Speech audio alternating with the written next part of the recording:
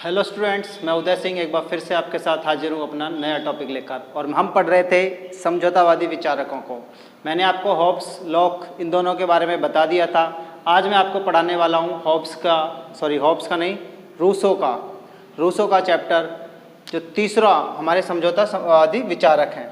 ठीक है, मैं आपको क्या पढ़ा रहा हूँ? समझौतावादी विचारक पढ़ा रहा हूँ। राज्य की उत्पत्ति के समझौतावादी सिद्धांत के जो समर्थक हैं, वो तीनों जो विचारक हैं हमारे सिलेबस के, उनका नाम है हॉब्स, लॉक और रूसो। हॉब्स और लॉक पढ़ा चुका हूँ। आज मैं पढ़ाने वाला हूँ आपको मैं रूसो। इसका पूरा नाम है जीन जैक्स रूसो। 1712 से 1778 तक इनका जीवन काल रहा है। ठीक है, इनकी एक बहुत ही फेमस स्टेटमेंट है, बहुत ज़्यादा, कि मनुष्य स्वतंत्र पैदा हुआ है परंतु सर्वत्र जंजीरों से जकड़ा हुआ है। मनुष्य सर्वत्र जंजीरों से जकड़ा हुआ है मगर पैदा स्वतंत्र हुआ है। मैंने लिखी है स्टेटमेंट, मनुष्य स्वतंत्र पैदा होता है परंतु सर्वत्र जंजीरों में जकड़ा हुआ है। स्टेटमेंट का मतलब क्या है? इस स्टेटमेंट का मतलब यह है कि जब मनुष्य पैदा होता है तो वह एकदम आज़ाद होता है, फ्री होता है, एकदम किसी भी तरीके से वह बंधा हुआ नहीं होता, किसी भी सामाजिक बंधनों या सामाजिक नियमों से बंधा हुआ, कानूनी नियमों से बंधा हुआ नहीं होता जब वह पैदा होता है। लेकिन जब इस समाज का वह हिस्सा हो जाता है तो वह कई प्रकार के सामाजिक और कानूनी नियमों से बंध जाता है। वह एक तरीके से जकड़ा हुआ होता है उन नियमों और कानूनों से, यानी नियम और कानूनों नाम की जंजीरों से वह जकड़ा हुआ होता है। परंतु पहले जब वह पैदा होता है तब वह इन सभी जंजीरों से वह मुक्त होता है। उसका मतलब यहाँ पर यह है, जब हम इनके विचार पढ़ेंगे, इनके समझौतावादी विचार पढ़ेंगे, इनके प्राकृतिक विचार पढ़ेंगे, इनके प्राकृतिक व्यवस्था से संबंधित, प्राकृतिक अवस्था से संबंधित और मानव प्रकृति से संबंधित राज्य के समझौतावादी सिद्धांतों को पढ़ेंगे और इनकी स्वतंत्रता और समानता की, इनकी स्पेशली समानता की अवधारणा को पढ़ेंगे, तब हम जानेंगे कि ये एक्चुअल में इस लाइन का मीनिंग क्या है। देखिए, इनकी नज़र डाल लेते हैं हम इनके जीवन परिचय के ऊपर। इनके जीवन परिचय के ऊपर नज़र डाल लेते हैं। तो बेसिकली रूसो एक ऐसा विचारक है जिसने अपनी ज़िंदगी में, शायद दुनिया में ऐसा एक विचारक है जिसने अपने जीवन परिचय के बारे में बताते हुए कुछ भी छुपाया नहीं है। जनरली होता क्या है, अपनी लाइफ के कुछ पलों को या कुछ ऐसे टाइम को जो उसको शर्मिंदगी दिलाए, उनको अक्सर कोई भी व्यक्ति छुपा लेता है अपनी रचना लिखते वक्त, अपने बारे में लिखते वक्त, अपनी बायोग्राफी लिखते वक्त। ठीक है, लेकिन रूसो ने कुछ भी नहीं छुपाया है। घटिया से घटिया और गंदी से गंदी बात जो उसके जीवन से गुजरी है, उसने तकरीबन सब खोलकर उसने रख दी है। उसका जन्म होता है 1612 में जेनेवा स्विट्जरलैंड में है।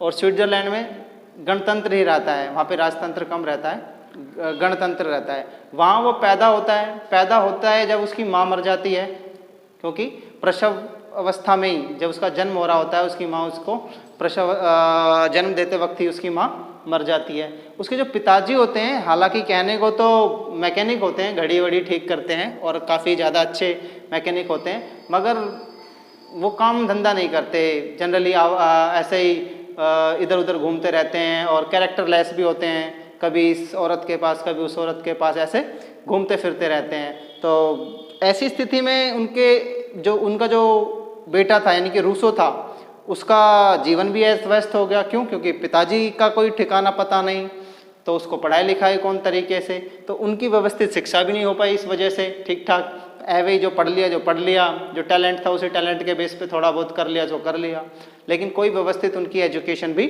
नहीं होती है और वो ऐसे ही घूमते रहते हैं। और जब वो थोड़ा बड़ा हो जाता है तो उनके पिताजी उन्हें उन्हीं कामों में लगा देते हैं जिन कामों में वो खुद होते हैं उल्टे सीधे गंदे।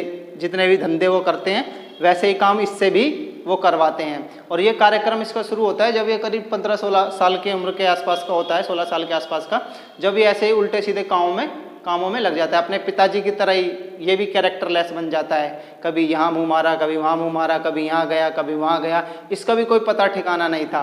ये 30 सालों तक रूसो इधर उधर 30 वर्ष की उम्र तक ऐसे ही घूमता रहता है, इधर उधर इधर उधर इधर उधर, सब कुछ इसकी लाइफ में ऐसे ही चलता रहता है। यानी कि अपनी लाइफ के शुरुआती 30 वर्ष वो ऐसे ही निकाल देता है, इधर उधर घूमते घामते। फिर एक बार क्या होता है, एक बार एक निबंध प्रतियोगिता होती है और वो उस निबंध प्रतियोगिता में भाग लेता है।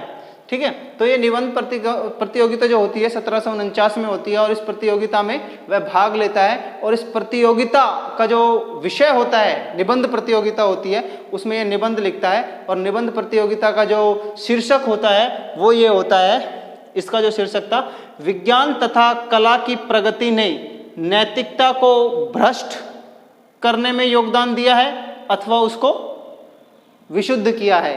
कुल मिला के ये है, इसका मतलब ये है कि जो साइंस है आज उसने जो प्रोग्रेस करी है, उस साइंस की प्रोग्रेस ने इंसान को अच्छा बनाया है या बुरा बनाया है।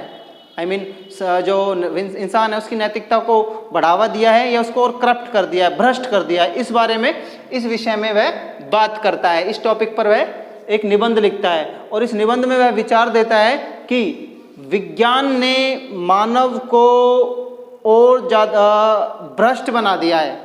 वह कहता है कि मानव को विज्ञान ने भ्रष्ट बना दिया है। मानव तो क्या था, जब पैदा हुआ था बहुत भोला वाला था, सीधा सच्चा साफ दिल का, एकदम प्योर, एक पशु के जैसा, बिल्कुल गाय पुचकारते हैं जिसको, बिल्कुल शांत भोला वाला पशु जैसा होता है, जानवर एकदम सिंपल सा, है ना, मासूम सा, ऐसा था एक आदमी, एक इंसान जब पैदा हुआ था, प्राकृतिक अवस्था में था।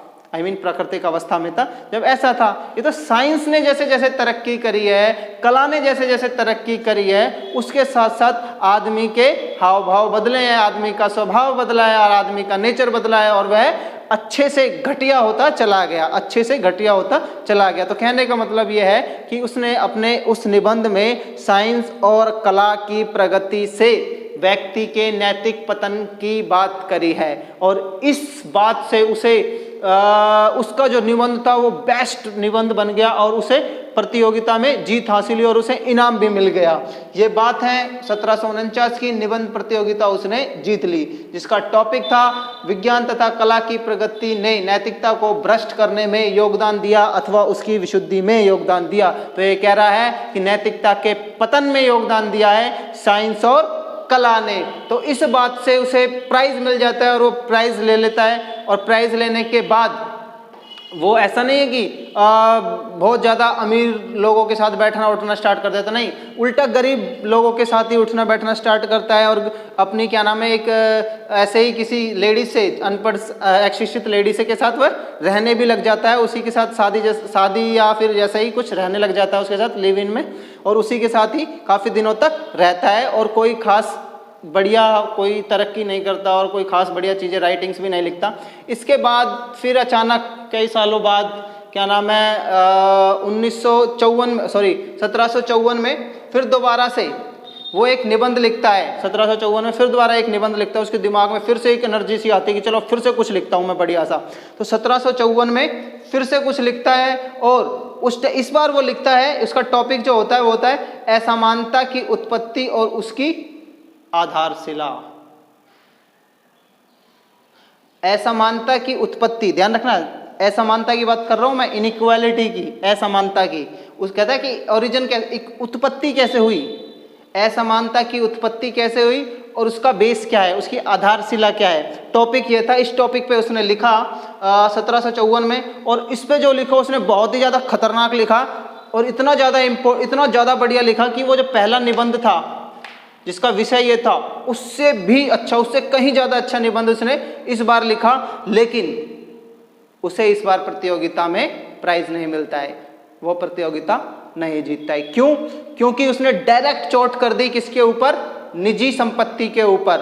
वह कहता है कि इनइक्वालिटी, असमानता की जो उत्पत्ति है, उसका जो बेस है, आधारशिला है, उसका मेन कारण है निजी संपत्ति। क्या? निजी संपत्ति।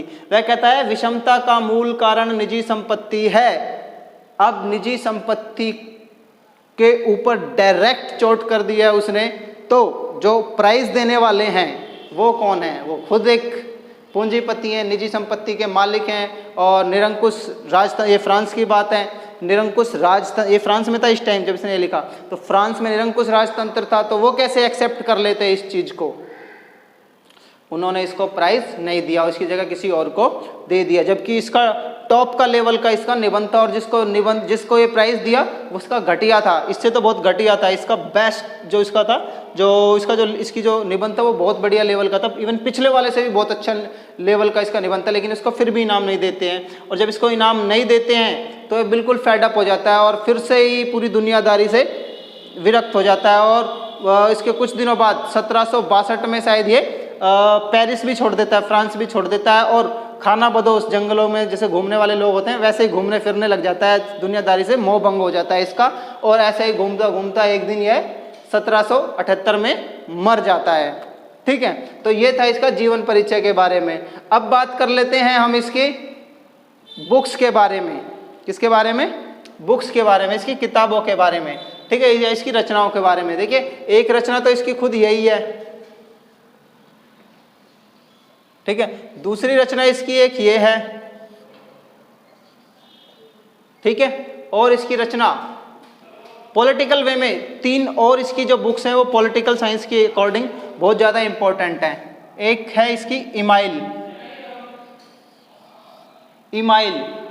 1762 में लिखी थी इसने,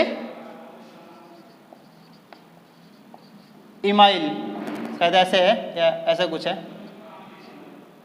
हिंदी में ऐसे लिखेंगे इमाइल। पहली बुक इसकी एक बुक है इमाइल, 1762 में लिखी थी, ये पॉलिटिकल साइंस के ऊपर काफ़ी अच्छी बुक है। और इसकी एक और बुक थी,